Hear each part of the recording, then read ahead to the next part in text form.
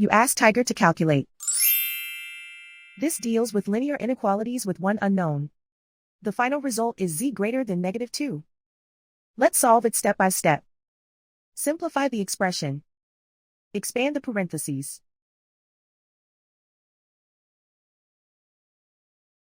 Multiply the coefficients.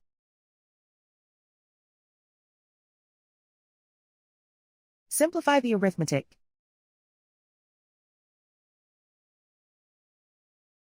Group all constants on the right side of the inequality. Subtract 3 from both sides.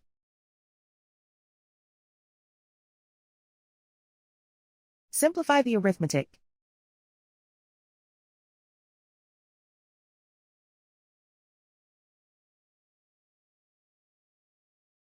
Isolate the z.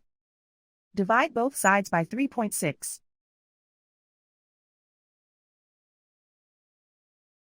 Simplify the arithmetic.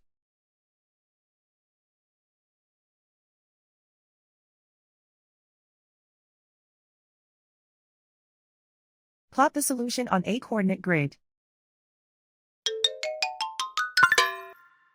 And so the final result is z greater than -2.